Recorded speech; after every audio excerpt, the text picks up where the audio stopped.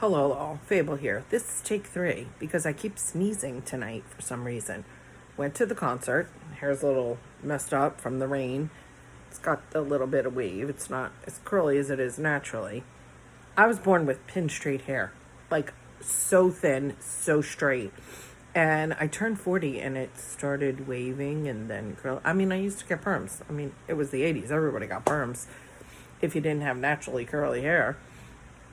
And but to pick up where I left off before, I I wonder sometimes, and my friend had said to me, you're so lucky you had a love like Frank.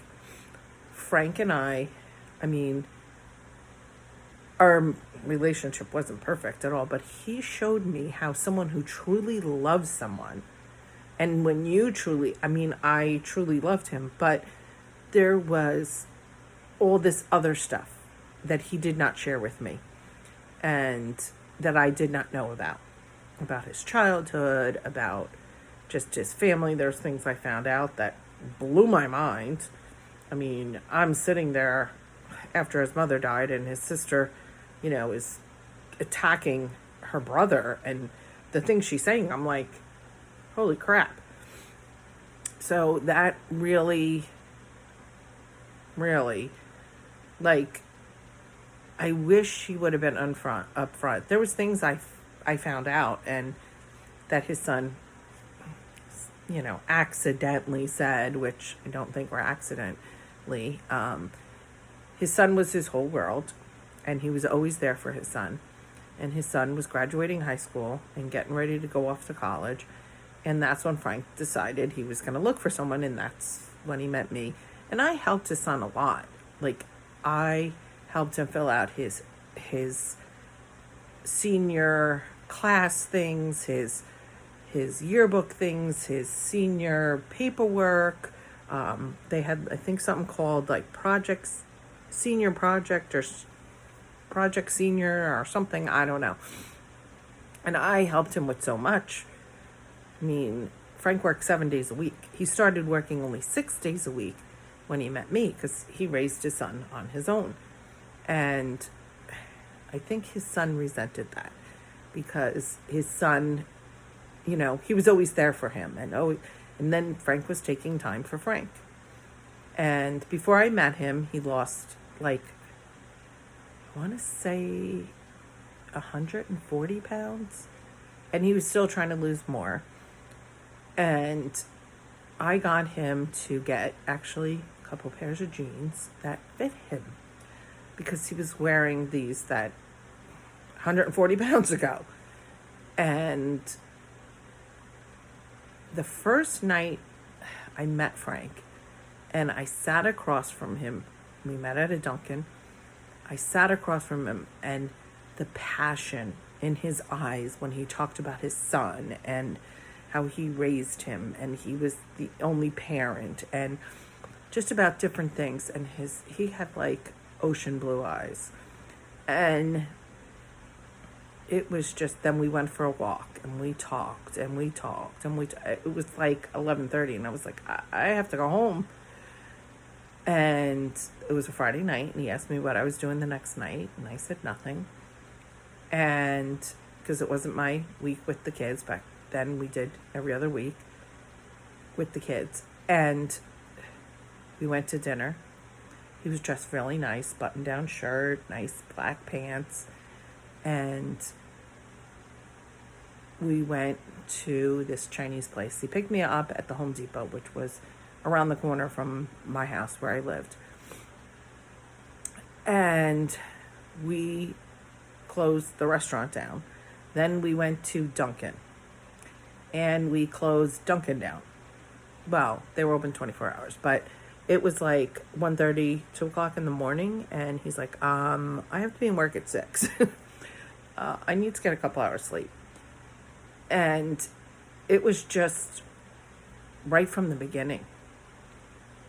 It wasn't what I was expecting. I was just looking for someone to go to dinner with, a movie once in a while, just adult conversation other than a friend, a male that you could, talk to, and like I said, take you to dinner, take you to a movie, and it just was so much more than that.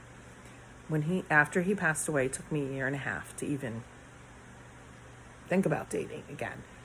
It was just devastating. When I met Steven and he said, oh, I don't, my friend's like, oh my God, he's head over heels. I don't know that that's the word. I think I was an opportunity. He was still living with his ex-girlfriend of 5 years. She had moved on. It just, he didn't find another place to live yet. And I was understanding of that because I met her and everything, and I knew it was over. But I had a house, and he then, I think he just saw me as an opportunity. And it's thundering here and lightning. We left the concert before ZZ Top because of it, and my dog is shaking and freaking out now, running under my bed. So I wasn't a big Facebook person at that time because I had done the whole ranting on Facebook about my divorce and everything. And he, my friend said to me, is it bother him that Frank is still your profile picture? I mean, it had, rest in peace. But I was like, oh, I didn't even realize still had him as my, profile picture. So I asked him, and he's like, well, I said, do you want me to take it down? He said, I want you to take it down if you're ready to take it down. I was like, yeah. I said, to be honest, I didn't realize he was still my profile picture. Okay. So then he started drifting and not being so, my birthday came and he gave me a gift card for Barnes & Noble. I didn't know what to get you. Really? Because for Christmas, you knocked it out of the park. And now this is July, and we've been together almost a year. And you don't know what to get me for my birthday. Okay. I just, and we went to Florida, and I drove to Florida. We stayed at my mom's condo. He didn't have to pay for anything. I paid for the gas and tolls down there because my kids came. And, when we went to dinner, I paid. So I really think he thought this was, I was a good opportunity. I was a very generous person. And we did have a lot of common interests. So, and I just kind of said, listen, and we drifted apart in the bedroom. And he's like, well, that doesn't have to happen all the time. But I'm like, okay, my kids aren't home. Want to go to my house? No. Last time we were, went to his boss's house. Well, I shouldn't say his boss's house. His boss had a house that he was renovating but used as an office. We went there because we were just so anxious to, fool around. Anywhere and anywhere. We went to Atlantic City when I'd get a free room, and, and then it just stopped. And then I found out when I went to Florida for my mother's 70th birthday that he went to his ex's mother's birthday party, and he was back in touch with her and talking to her because she had ripped both of us apart all over social media. She said someone stole his tools when actually she had someone hide them. Cops got involved. It was a whole big thing. And I don't know how And he ended up going back to her. And that to me, when I said to him, listen, I put some strict rules down because I, I felt that, like, he's maybe still not over her. And maybe that's why he's saying I'm not over Frank. But she kicked him to the curb as soon as we broke up. Enough time. It was about a month. She was with him after we broke up and kicked him to the curb. He met someone else whose husband died in May, and they met either August or September. Her Facebook was still married. Their picture, nothing about him for over a year. And they're still together. And it was probably about 2.5 years, them being together, that she finally posted pictures of the two of them on Facebook. And I'm like, she was married to this guy. Maybe that's why he gave him her more leeway, because they were married, but I don't know. But getting to my question, or my statement, I don't know. I feel like being with the ex and then being with a couple of men, I haven't been with a lot, but I've had some amazing experiences. And I've had some god-awful experiences. So I'd say it's like 50-50. But I feel you have to have sexual compatibility. Like, I feel I really need to get to know someone before I'm not just going to jump in bed with someone. And I think that's the disappointing part, because I've had great connections with guys. Like this one guy I met in November, and it wasn't until February that, anything happened, and awful.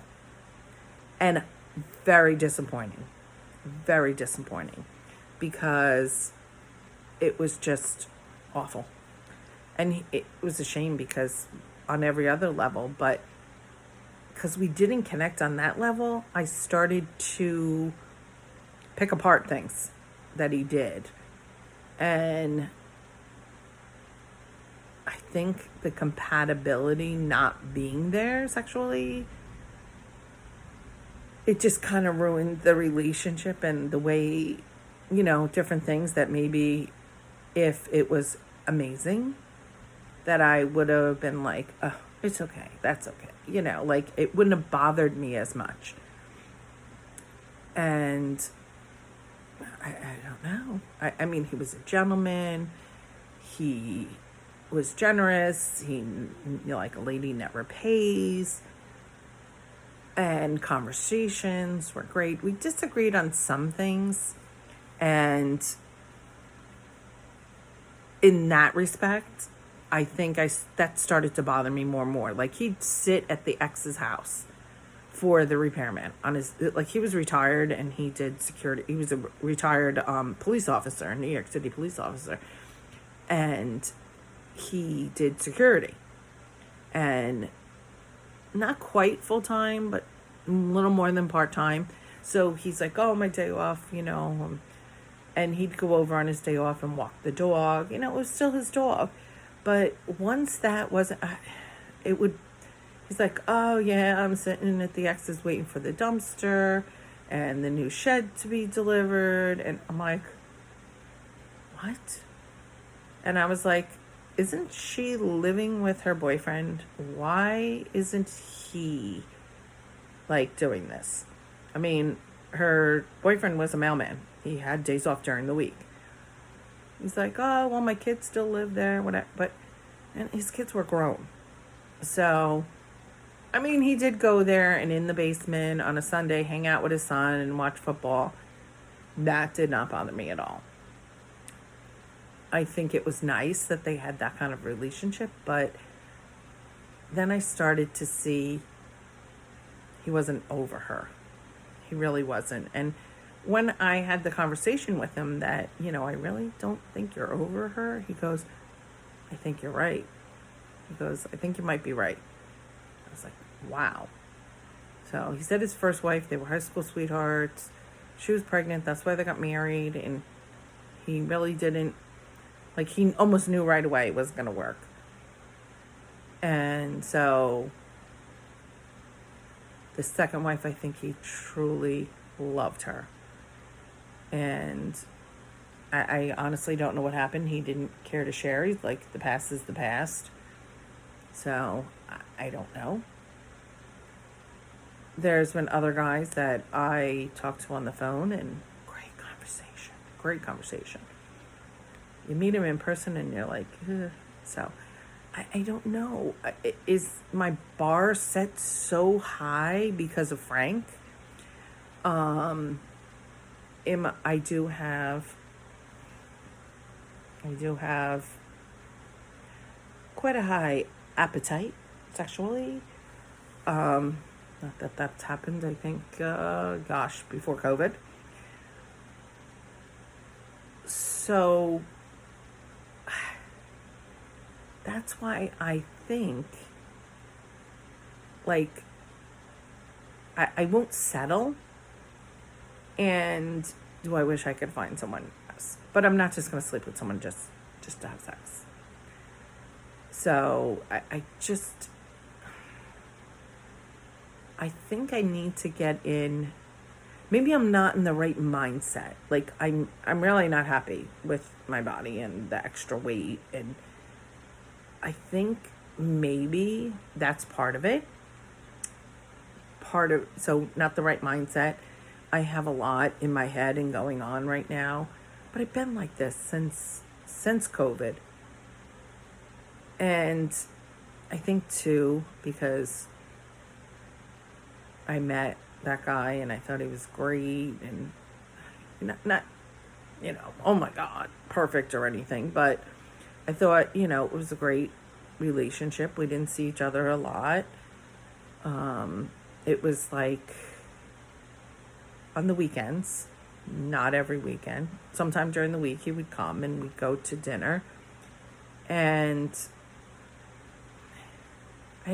so that's what I want. I don't want someone during the week. I want to focus on me. I'm not saying I wouldn't see someone during the week, but I think it needs to be slower and evolve. And I seem to meet guys that are, okay, I'll see you once a month, or I'm seeing other people, which I don't go for.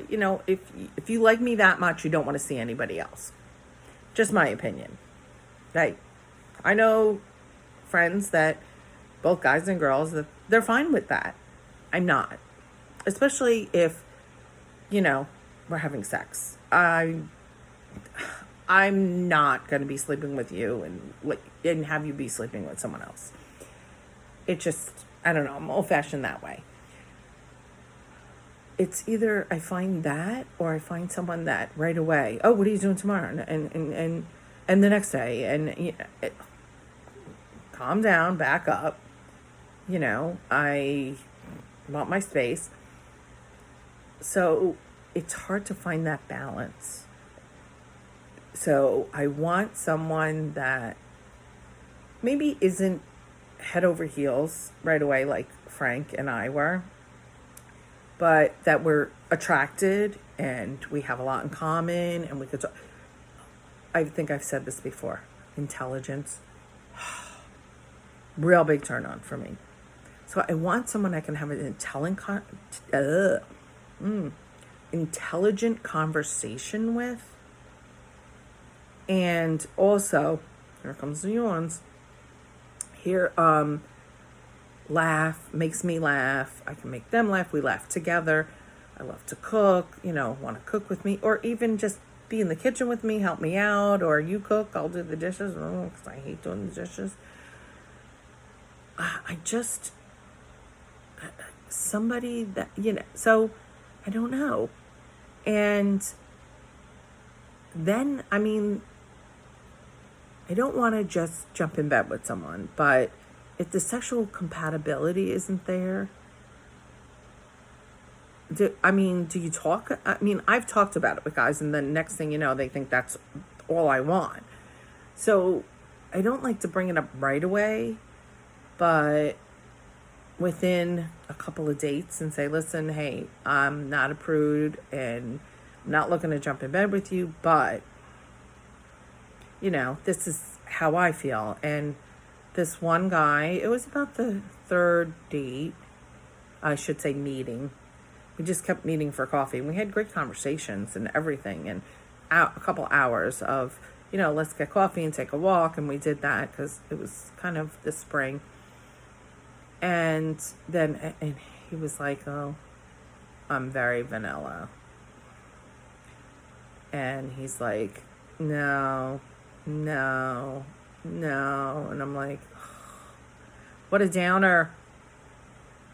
I mean, I have some friends as they got older, as they are getting older, it's not as important to them. And it's not the only thing. I don't want it to seem like that's what I'm focused on. I want to get to know someone. And the reason I don't want to jump in bed with someone is because, to me, sex is easy. I mean, although for some it's not. So I want to get to know them, but then I don't want to get so invested and then find out, yuck, it's not good. We're not compatible there. So that's why I kind of developed this rule that by the third time meeting, kind of strike up that conversation and say, listen, I really want to get to know you, because that part is easy, I feel. Getting to know someone and seeing if you click and connect on other levels. But seeing if we're compatible in the way we think and how we are. And this one guy, we never met. We talked and talked. And I don't know what his issue was. But we got to a point where I said, what went wrong in your marriage was, I said, me and my ex were like two people just sharing a house. And he's like, oh, he goes, that was good between us. It was fantastic. It's just, we grew apart as far as people. And I was like, oh. See, to me, to grow apart from someone and not still feel that connection with someone, I couldn't just, I guess if you were married, I don't know. But he's like, he wants someone that he connects with on both those levels also. But this is what gets me with guys, is they're like, oh, I don't think we'll connect. Or they're like, oh, they want a certain kind of woman, and they want someone, they're into, tying up and whatever. I'm like, not. And, oh, okay. But you're trying to look for that person, and it's, according to you, it's been years since you had sex. And part of me can relate, but part of me is like, okay, if you connect with someone on so many other levels, can't you, this one guy likes to tie up his woman every time. I'm like, can't you give that up, that part? I don't know. There's certain things I'm not willing to give up, but there's certain things I am, like, okay, yeah, I can do without that. It wouldn't bother me. There's certain things that I'm like, okay, if my partner liked it once in a while. And I've said that to guys. I'm like, listen, it's really not my favorite thing at all. But once in a while, yes, if my partner, that's something they really enjoy, then yeah, I would do it once in a while. It's not something that I totally makes me gag, but I don't mind it once in a while. It's just not something that, per se, I totally enjoy. But there's been times where my partner is totally enjoying it, and it's obvious. And then it's kind of a turn on for me that he's so turned on by it. So, I don't know. Frank and I had that connection. Oh my gosh, Atlantic City. And because we had the every other week thing, with the kids, at that time. The ex would have them one week. I'd stay at Frank's, and I was exhausted by the end of the week. I didn't want to complain because in my marriage I was begging for it. And Frank and I were very compatible in that respect. And he could just all night long, 24/7. And I enjoyed it. And we were very, like I said, compatible. But I was exhausted. I needed some sleep. Where I'd be like, all right, let's take a nap. And he's like, just one more time, then we'll take a nap. And like I said, I feel guilty even saying it, and I'm kind of complaining because I didn't have that in my marriage, but I don't know. And oh my God, it's after 11 and I have to wash my face and get ready for bed. Oh, there's the yawn. I would have just been leaving the concert, so I will say goodnight. Any feedback, any at all, please like my videos. I have 15 subscribers. I'm not doing this to be like, have 1 million subscribers, but I wish people would comment. And I mean, constructive criticism, I'm open for it. Positive, negative feedback, love to hear it. Love to hear what other people, if they've gone through similar situations about any topic that I've talked about. And if there's a topic they want me to discuss, I'd be very happy to. I just say, I had a blog and I talked about so much. I'm kind of keeping this about me and my journey. I'm looking at my fat fingers here. I'm looking forward to this move, whether it's the 1-bedroom or 2-bedroom. I'm really looking forward to this new start and pushing myself to do meal prep, to eat better, more exercise, and healthier. In that, yes. Do I want to lose weight? Yes. Because being healthier means I'll lose weight and I will be better. So I'm hoping by Christmas to have dropped about 20 pounds. Hope. It's a goal. So for now, I'm just going to say once I move in, the first month, 10 pounds. Well, I shouldn't even say the first month. Once I move in, until, let's see, 10 pounds. That's my first goal, 10 pounds. And to get to the gym at least 3 times a week. I think that's a doable goal. And eat better. And it's just going to be me. So if I meal prep, even if I eat every other day the same thing, I don't care. Now, look, someone said to me this time, why do you think dogs are not, most dogs are not overweight? Because they eat the same thing. I think that would be boring, but they're like the same amount. Someone is controlling their food. We just have to control our portions like we do for our animals. And so I just have to do that. I know how to do it. I know I can do it. I've done it before. I'm going to do it again. But before I yawn again, because I feel a yawn coming on, I'm going to say goodnight. And again, share my videos with people you think might be interested, that might comment. Like I said, I'm interested to, interact with people and hear their comments. And like I said, topics that they want to talk about. Anything and everything I'll talk about. So everybody, good night. And hopefully tomorrow I will have news for you. Either way, and I'll know which direction I'm going in and which place I'm moving to. Good night, all. Have a great Monday.